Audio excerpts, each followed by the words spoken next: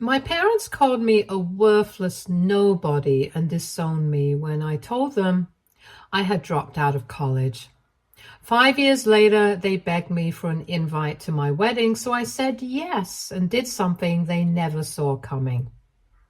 I, 24, female, come from a very, very dysfunctional family. My family has always been toxic, and even though I had cut them off years ago, the issues I developed due to them still linger on and affect my day-to-day productivity. For some background, my father, 54, male, graduated with top honors from some of the best universities during his time. It was there he met my mother, who is a stunning woman. She was a waitress in an upscale cafe during those times. They hit it off and got married. It was the classic case of a high-earning man marrying a quintessential beauty. Unfortunately, his paycheck and her looks did not guarantee compatibility. Their marriage is a hot mess for anyone on the inside to witness. On the outside, they are this power couple that one can only dream of. Another thing about my father is that he is a misogynistic prick. For him, all a woman needs to be is pretty, good at household chores, and capable of producing babies. Lots and lots of babies. And my mother had to comply. They tried and tried, but were unable to conceive naturally. My father believed there was something wrong with my mother because she couldn't get pregnant naturally. My mother struggled with this for years, and he would refuse to take her to a doctor, believing women had been having babies without doctors for ages. Why couldn't she? From what I was told, my mom was miserable, naturally so. Their marriage was at an all-time low, and my father was hell-bent on having a kid, in particular a son. He was also unwilling to divorce my mother because he could not bear the thought of the societal ramifications. He was old-fashioned to the absolute core. Fortunately for my mother, and unfortunately for my father, they had one child, and that was me. My father was disgusted that after all these years, what he got was a girl. The contempt was obvious. I remember being a kid and asking my mother why Dad didn't like me. Every time my mother came up with a new excuse as to why Dad was pissy about me today. Gradually, I got used to it. Then the impossible happened. He started talking to me, engaging with me, trying to be my best friend. It was weird, and I was scared of him at first, but then I started loving the attention. I was the center of his world, and I loved every minute of it. But this wasn't because he had a sudden change of heart or wanted to be a good father and mend his ways. It took me a long time to realize this. He didn't get close to me for me because I was his daughter. He did it because I was smart. I got good grades in school and I was bright. I used to understand quickly and draw connections. Most of my relatives and teachers kept saying I was a bright kid, that I was gifted. This was what he had always wanted, a smart and gifted son. But he got a smart and gifted daughter. Suddenly, I was the apple of his eye and nothing else mattered except me. And I had to work very hard and do great things in life. That was the cost of his love. I didn't know that at the beginning, but I gradually came to understand it. Whenever I did well in school, I was rewarded. Not just materially, but he made sure to take time off from work and spend it with me. Whenever I didn't do as well, he would work extra hours, not come home on time, and not talk to me for days on end. I felt like the only way I could get my father to love me was by being a high achiever. It was psychologically and mentally abusive for me. But that was just how I was brought up, and there was nothing I could do to change it. My mother didn't intervene at all. She kept on watching from the sidelines, knowing full well how much all this impacted me. She didn't have the spine to help me out or take a stand. I was all alone. This went on for a very long time, and my father had great dreams for me, and by extension, the family and his reputation. He knew what my future looked like. He had decided everything for me, and I was expected to follow it to the T. When I was 12, he sat me down and told me it was his greatest wish to see me become a lawyer and then a senator. If I was a good daughter, I would do everything in my power to make his dream a reality. I was completely crushed that day. I still shiver when I recollect it and how stressed and anxious it made me. Everything from then on was about my law degree and my venture into politics. I wasn't even given the time or luxury to decide and develop my own interests. My life was set in stone and I couldn't change it. So I worked hard. I worked every single day to make my father's dream come true. I got into a great college on a scholarship after school, and Dad was so proud of me. He couldn't stop showing me off to the world. I was elated that I made him so proud of me. It was my dream come true because it was his dream come true. I left for college and then everything changed. I made friends. I was at ease because I wasn't at home, and that's when I found out that life wasn't about making every single moment about pleasing your parents and making them proud. There was more to me than my parents. In fact, there was supposed to be more to me than them. And then I went overboard. I stopped studying. I failed papers. It was like I was trying to live for all those 18 years in one go. And of course, I couldn't keep up with the course. I developed hobbies far removed from law. I got into badminton and I even started vlogging with a friend. A year into college, COVID hit. For an entire semester, we were locked inside our hostel rooms and we had no classes because the online infrastructure wasn't working for everyone. It took time to get into the groove. During this time, my vlogging took off. My friend Kylie, 24, female, and I got insanely popular, and our subscribers grew multifold on several different platforms. I was disillusioned with my college, with my chosen career, and with my family. Plus, I felt extremely courageous because of all those years of repressed emotions. I focused all my energy on the vlog and TikTok. We even made an Instagram and got popular there too. I wasn't interested in studying anymore, and I loved what I was doing. I stopped receiving calls from home. I didn't attend any online classes, started performing awfully, and it was a train wreck. But the channel had also started making money. We were doing ads for products and getting small businesses as collaborators, so it was going well for us. I decided to drop out. I knew I would never excel at law, and I didn't have the stamina to push through my entire life for my dad. I also knew that even if I somehow became a lawyer, I would hate my job and my life. In all honesty, I didn't give it much thought because I was on a spree of impulse, but I decided to drop out. I didn't even bother informing my parents because by then I had begun hating them for eating away at my childhood and teenage years. I just wanted to be free of them and their expectations. The paperwork from the university took some time to come because of COVID, but I was finally free in a few weeks. Kylie dropped out too, and we rented a small place and started seriously working on our content.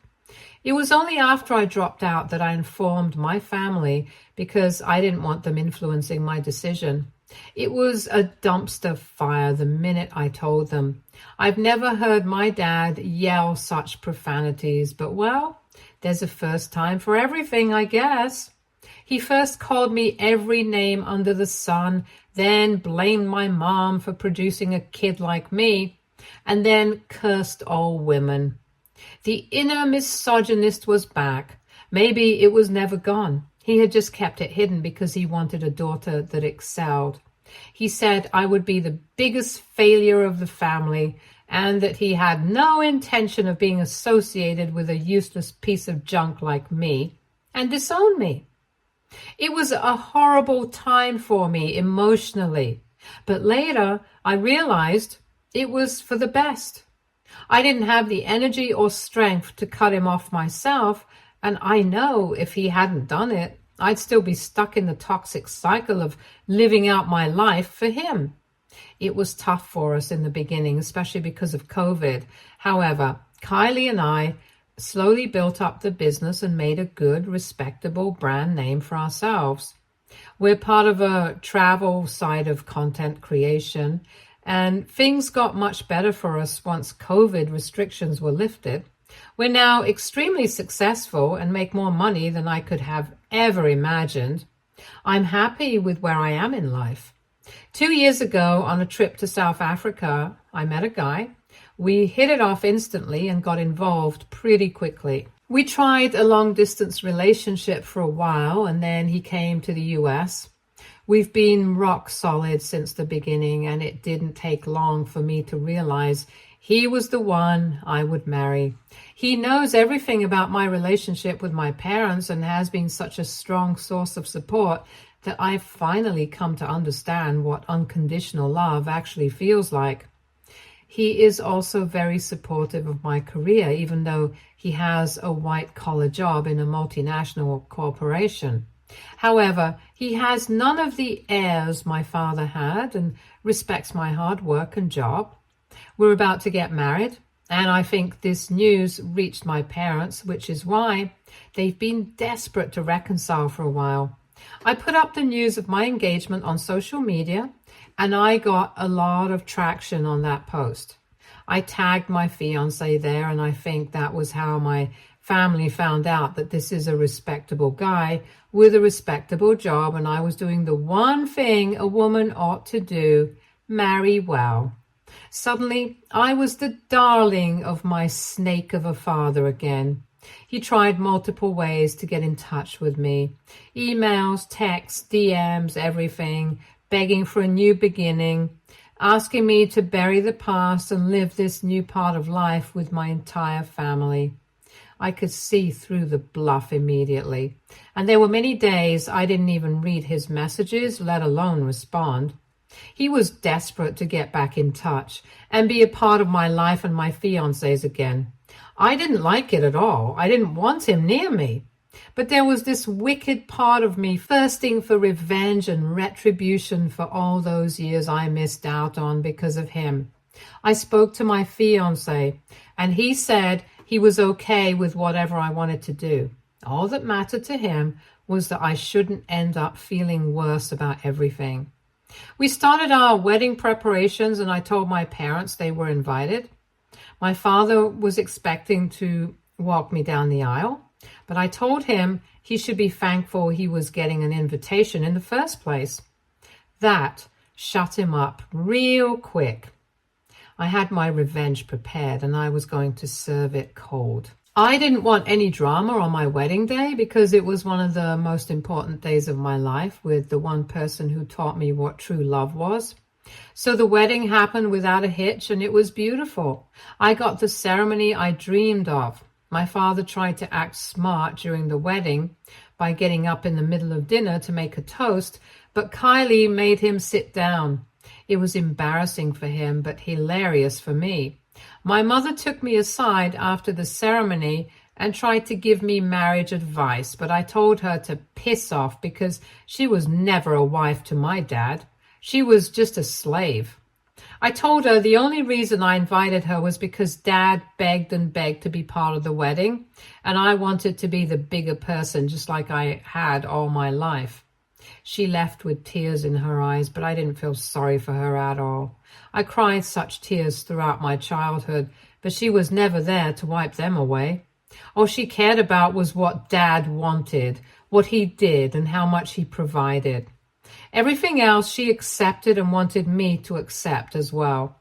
Once the ceremony was over, I put my revenge plan into action. The idea was to defame him in public. The only thing he was ever concerned about was his reputation. So that's what I was going to attack and destroy. I would do it with no remorse because he showed no pity to a young girl who cried for days on end, apologizing profusely and begging her dad to talk to her just because she got a B grade on a stupid math test in 8th grade. Once I was back from my honeymoon, I decided to put up my wedding vlog on my channels. In the months leading up to the wedding, I had shared the entire planning process there, so the wedding video had to go up too. It was here that I played my cards. I started the video by saying this was the best day of my life and that I was so happy to share it with the one person who taught me what love is. With this, I shared my entire life story with my viewers. I talked about the psychological abuse I faced at the hands of my father. I talked about how my mother never uttered a word and just watched me get punished repeatedly.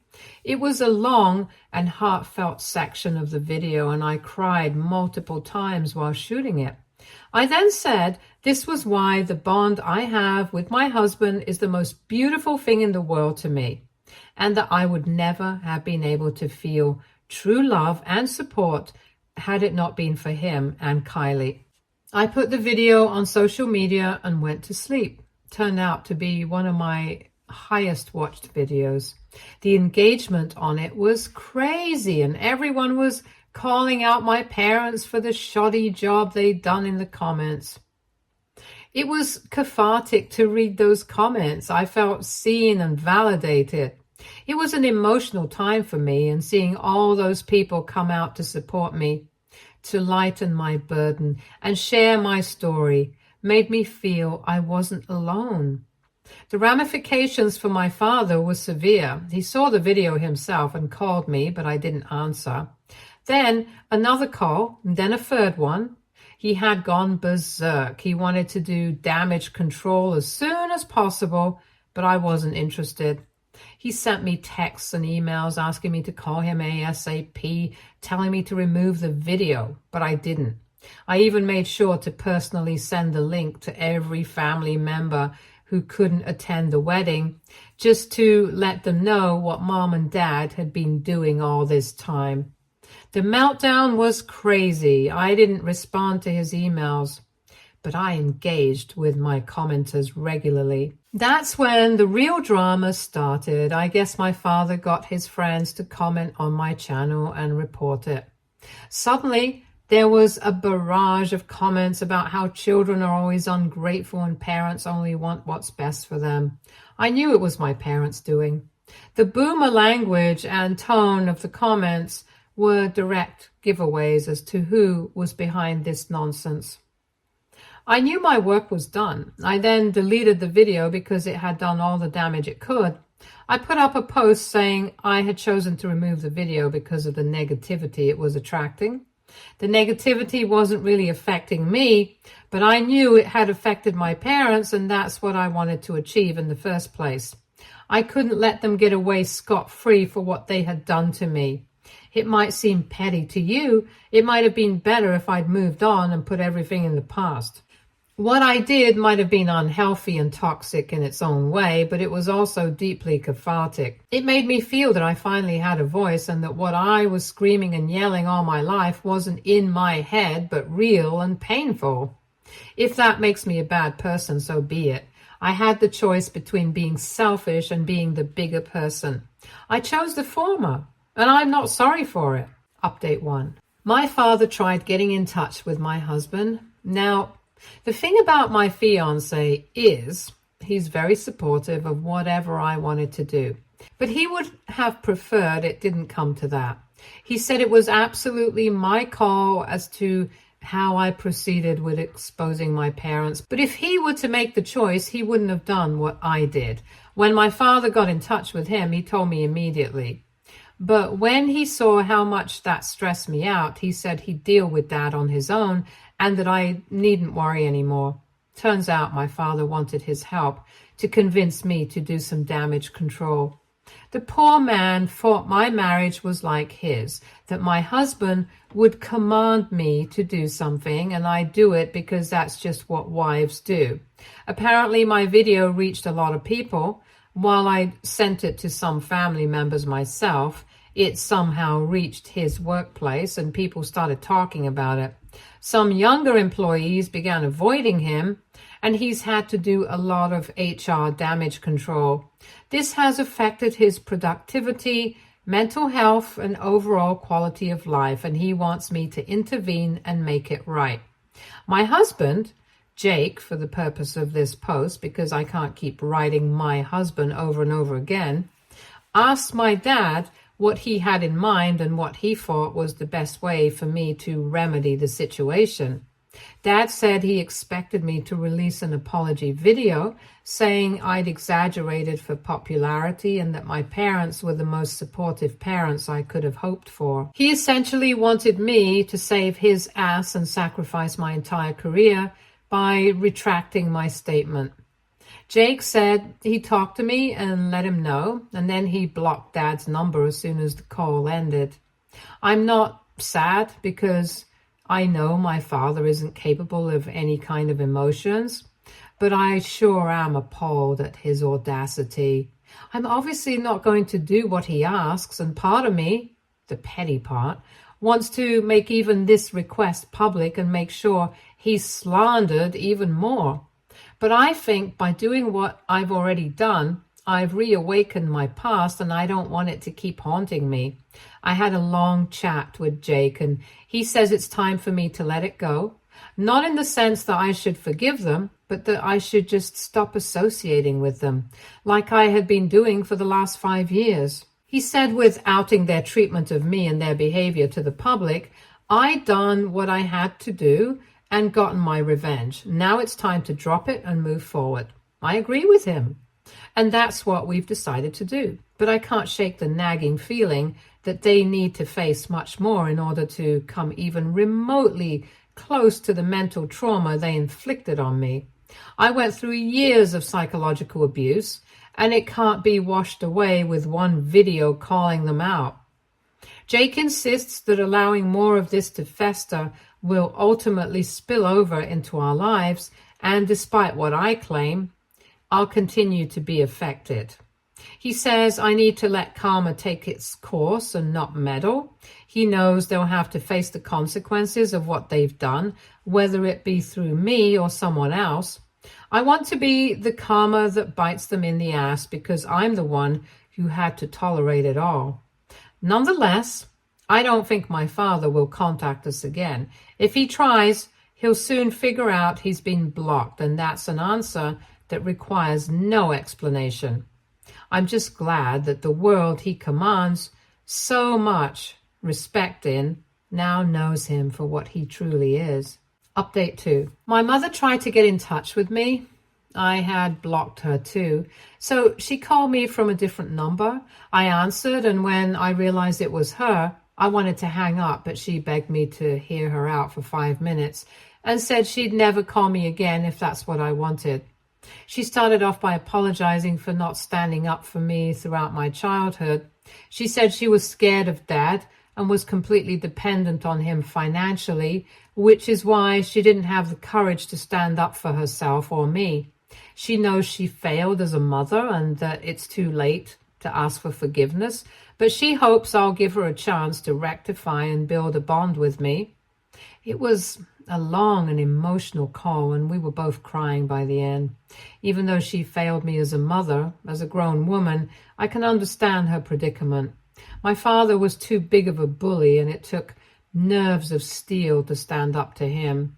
I told her I wasn't ready for a relationship now, and that I didn't feel comfortable diving into a mother-daughter relationship with her, but I was willing to give her a chance. I made it abundantly clear that it would take a lot for us to have a cordial relationship because despite the situation, she was the adult and it was her job to protect me. I never had that from her, and I'd never felt emotionally or psychologically safe around her, and that's bound to reflect now. She was okay with whatever I wanted and didn't make any demands. We've decided to stay in contact. I talk to her a little, and I'll take my time to see if I want a deeper relationship with her. I've made it clear that this is between her and me, and that I want nothing to do with my father. I'm only willing to give her a chance. I'm not extending this grace to my father, and I don't plan to, ever. I've told her not to tell him we're talking, because all he'll do is pressure her into making me set his public image straight, and I'm not interested in that. For now, the secrecy is maintained, and I hope it stays that way. Jake has asked me to be cautious about her because she has a history of being flaky and easily influenced by others. Somehow, this time around, I have a good feeling about her, and I think this might be the start of a new relationship. I'm not jumping into this equation right away, but I sincerely hope it works out. I'd love it if we could mend things and move forward, at least cordially, because she was as much a victim of the circumstances as I was. Update 3. I should have listened to all the advice on Reddit. I was too optimistic about it all, even though most of you said my mother only came back at my father's behest. You were right, and she has completely betrayed my trust. We were in touch for about a month, which is when I felt comfortable enough to meet her. We decided to meet at a cafe not far from my place. I told Jake I wanted to do this alone, but I still needed him around in case I wanted to bolt, and that's what happened. She was already there when I arrived. She wasn't alone. Dad was with her. Part of me wanted to leave right then, but I decided to talk to them. My father immediately started hounding me, and I felt terribly cornered. My mother again didn't say a single word. My father went on and on about how he was a great parent and that I remembered everything incorrectly. 15 minutes in, I dropped an SOS to Jake and went home. Needless to say, my mother is blocked again, and no power on earth will reverse this. She has broken my trust for the umpteenth time, and I'm done with both of them. I cannot take any more of this gaslighting and torture. 18 years of it are enough to last me a lifetime. Jake and Kylie have been my support through it all, and I'm glad Kylie and I have another exciting work trip coming up. We're going to cover 2 Balkan countries. That's all I can share with you. And we're busy preparing for that. It'll be a good change from the mess of the last few months. Now, I know I'll never regret not giving them a chance. My parents have proven once again that they're not capable of being trusted, and there's no way I'll ever feel safe with them. That chapter of my life is over, and I've decided not to take their toxicity with me into the future. Thanks, Reddit, for all your advice and input. I should have listened, but well, it is what it is. Stay tuned for more stories from Argo Relationships.